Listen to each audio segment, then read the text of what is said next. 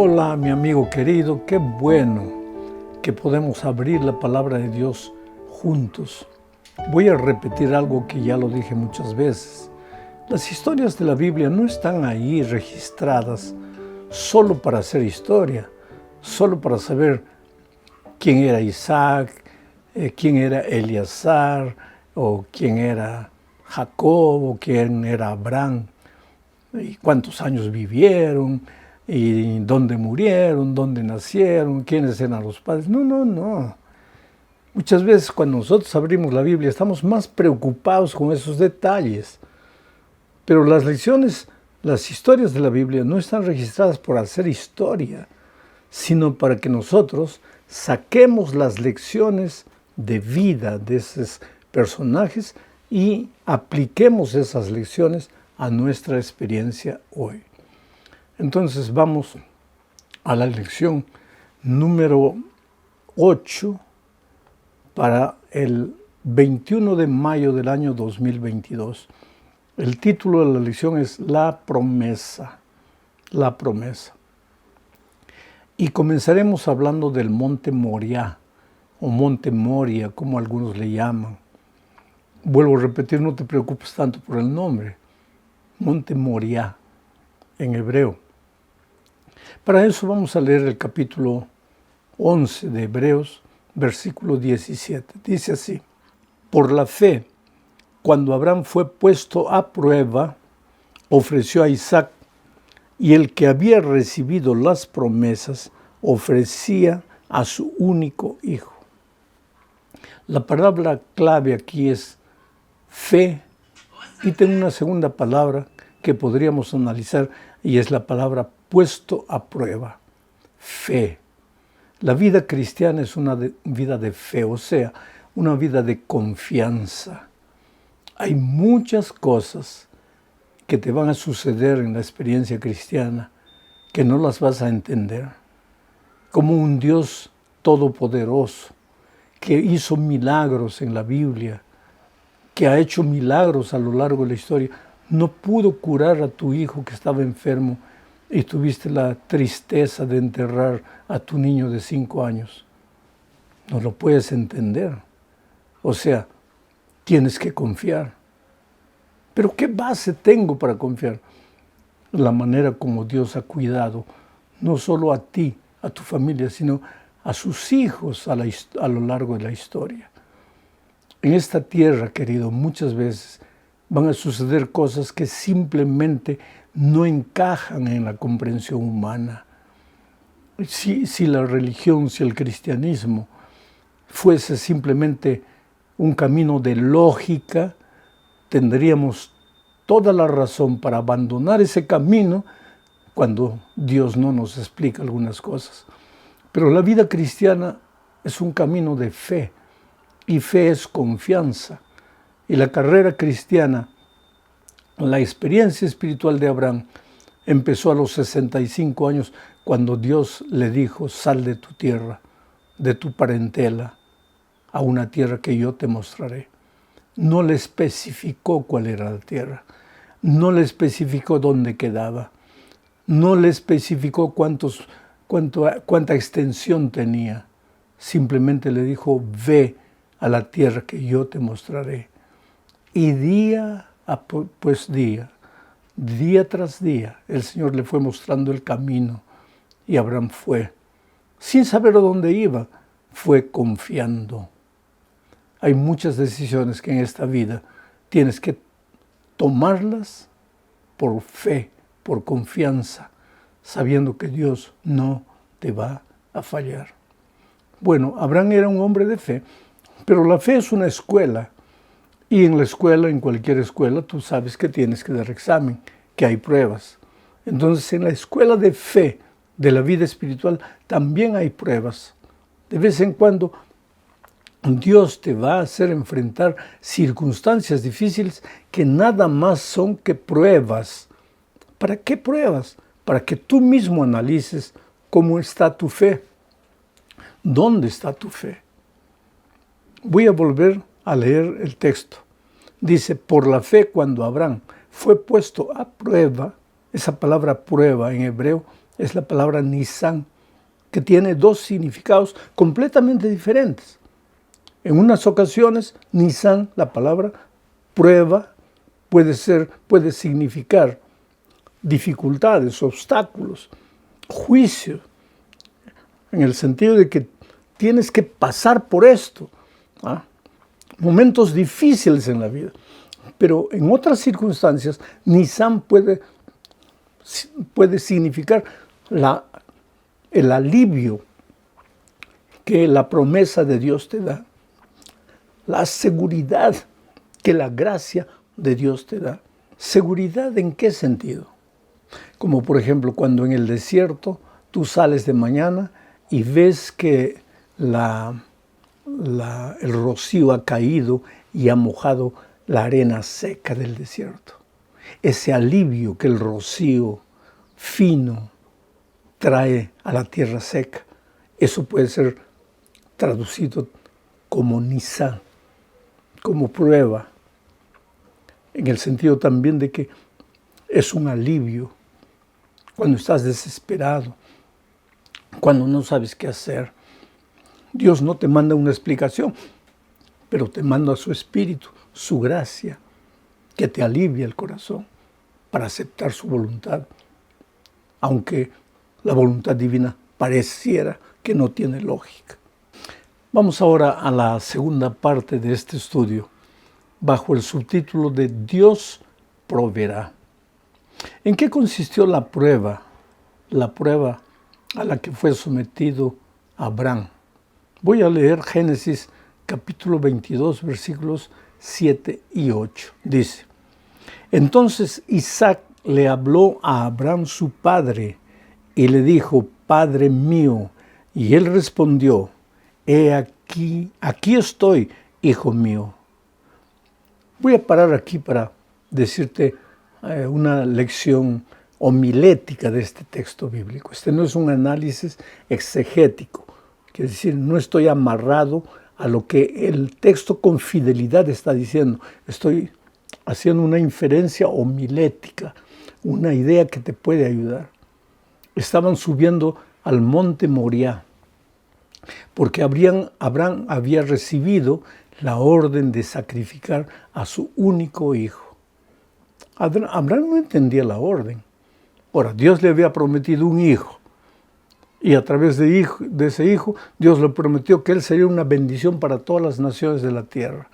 Le había prometido una generación incontable, y ahora le daba la orden de sacrificar a ese único hijo. Eso no tenía lógica. Por otro lado, él sabía que las religiones paganas hacían sacrificios humanos, y ahora Dios, el Dios todopoderoso, creador del cielo y la tierra, el Dios que ama la vida, el Dios que es la propia vida, le da la orden de sacrificar a su hijo. No entendía, pero obedeció por fe, porque confiaba en su Padre, porque, vuelvo a repetir, si todo estaría explicadito, ¿dónde está el lugar de la fe? La fe existe justamente porque hay cosas que en esta vida no podemos entender. Entonces ahora, volviendo de nuevo al texto, estaba subiendo Abraham con Isaac, el hijo, a quien iba a sacrificar, y el hijo le pregunta: Padre mío. Y el padre inmediatamente responde: Hijo, aquí estoy. ¿Cuál es la lección homilética que yo saco de aquí? En cualquier momento, querido, cuando los vientos soplan, cuando las tristezas lleguen, cuando las dificultades sacudan la embarcación de tu vida, tú puedes clamar: Padre mío. E inmediatamente, antes que termine la oración que estás diciendo, vas a escuchar la voz de Dios diciéndote: aquí estoy, hijo, aquí estoy. Porque Dios siempre está a nuestro lado, aunque no lo veamos, aunque no lo sintamos. Aunque las circunstancias nos digan que no, Dios siempre está a tu lado. Tú no estás solo en este momento, querido. Tu matrimonio puede parecer que se acabó. De repente en este momento estás escuchando este comentario justamente porque tienes el corazón sangrando por alguna lucha terrible en casa, con el hijo, con la esposa, con el esposo, por alguna dificultad terrible en el trabajo y no tienes qué hacer. Entonces clama, Padre mío, y trata de escuchar en el silencio de tu corazón la voz de Dios diciendo, aquí estoy, hijo. Sigo leyendo el texto, dice, entonces Isaac le habló a Abraham su padre y le dijo, Padre mío, y él respondió, aquí estoy, hijo mío. Isaac dijo, aquí están el fuego y la leña, pero ¿dónde está el cordero para el holocausto? Y Abraham respondió, Dios proveerá el cordero para el holocausto, hijo mío. Y juntos siguieron caminando. Dios proveerá. El ser humano no tenía cordero, pero Dios tenía el cordero. Nosotros, seres humanos, habíamos pecado y estábamos condenados a muerte. El cordero no era nuestro.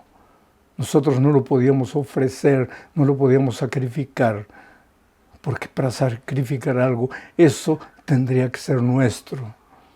Pero no teníamos nada y Dios proveyó el cordero. Cristo vino, Cristo dejó todo, Cristo se hizo nuestro hermano. Ahora es como nosotros, un ser humano, se identifica con nuestros dolores, con nuestras luchas, con nuestras dificultades. Y ese Cordero de Dios es sacrificado en la cruz del Calvario. Es interesante que todo esto estaba sucediendo en el monte Moriah. En el monte Moriah, cuando desde el punto de vista humano todo estaba perdido, cuando llegaron allá a la montaña y no había cordero, y cuando Abraham tuvo que decirle al hijo, mira hijo, tú eres el cordero, yo tengo que sacrificarte, he recibido la orden de Dios. Isaac era un joven, podría haber salido corriendo, el ancianito Abraham no lo iba a alcanzar nunca. Pero él también era un muchacho de fe, de confianza en Dios. Y él colocó su vida en el altar del sacrificio. Es cuando Abraham levantó el cuchillo para clavar. En el momento que está para clavar, oyó la voz de Dios que le dijo, está bien Abraham, hasta aquí. No hagas daño al muchacho. Y cuando él levantó los ojos, vio debajo de una zarza un cordero, el cordero que fue sacrificado. Interesante. El monte Moriah está enfrente del monte Sión, allá en Jerusalén. Tú puedes ir cuando quieras a visitar si tienes un poco de dinero, si tienes la oportunidad. El monte Moriah, el monte Sión. Y entre el monte Moriah y el monte Sión está la explanada del templo. En el medio estaba el templo de Jerusalén, que hoy es una mezquita, la mezquita de Omar. Y en una de las laderas del monte Moriah está localizado el Calvario, donde Jesús fue crucificado. ¿Te parece coincidencia que el sacrificio del Cordero sustitutorio, del Cordero que sustituía a Isaac, se hubiera realizado justamente en aquel monte en cuya ladera el Cordero de Dios sería sacrificado por el mundo?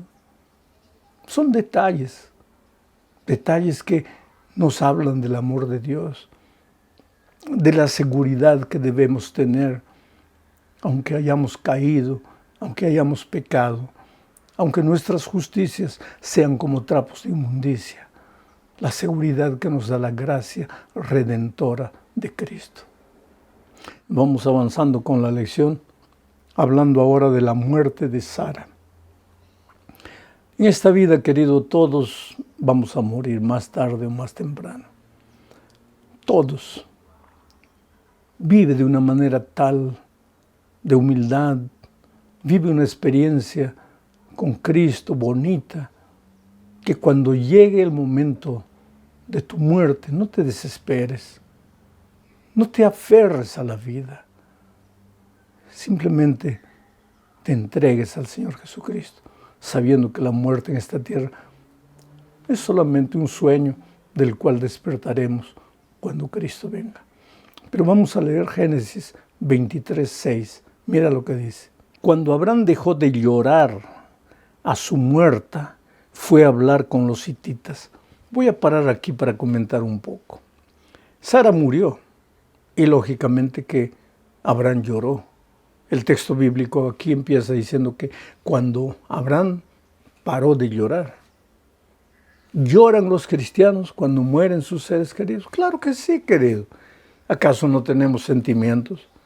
Por el hecho de ser cristianos, no nos alegramos, no nos quedamos tristes, no tenemos hambre, no tenemos sueño. Somos seres humanos normales. El cristianismo no anula nuestros sentimientos. Por lo tanto, si muere mi esposa, ¿acaso no voy a llorar? Si muere un hijo mío, ¿no voy a volverme triste? Claro que sí, eso es lógico. Inclusive Pablo dice, hermanos, no queremos que os entristezcáis como los que no tienen esperanza. Una cosa es entristecerse sin esperanza, porque ahí ya no es ni siquiera tristeza, eso es desesperación. El cristiano no puede caer en la desesperación, pero quedarse triste por la partida de un ser querido, ¿por qué no? Llorar, ¿por qué no? Entonces sigo leyendo el texto. Cuando Abraham dejó de llorar a su muerta, fue a hablar con los hititas, porque Sara había muerto en la tierra de los hititas. Les dijo, yo soy entre ustedes un extranjero, un forastero, pero denme entre ustedes una propiedad para sepultura y sepultaré allí a mi muerta. Los hititas le respondieron a Abraham, Señor nuestro, escúchanos, para nosotros tú eres un príncipe de Dios. Sepulta tu muerta en el mejor de nuestros sepulcros. Ninguno de nosotros te negará su sepulcro, ni te impedirá que entierres a tu muerta. ¡Qué testimonio maravilloso! Tú eres un príncipe de Dios. No porque te has puesto en un púlpito a predicar, sino porque hemos visto tu vida. Y cuando decimos eres un príncipe de Dios, no es porque no has fallado, conocemos tu historia, conocemos tus derrotas, tus fracasos, pero tú eres un príncipe de Dios porque has sido un hombre de fe, porque aún resbalándote, cayendo, llorando, has tratado de andar en los caminos de Dios. Tú eres un príncipe de Dios, pídenos lo que quieras, te daremos. Ojalá, queridos, que por donde nosotros vayamos, en el vecindario donde vivamos, la gente nos mire y diga también, tú eres un príncipe, tú eres una princesa de Dios. Tú vales mucho más de lo que imaginas. Sigamos adelante con este estudio.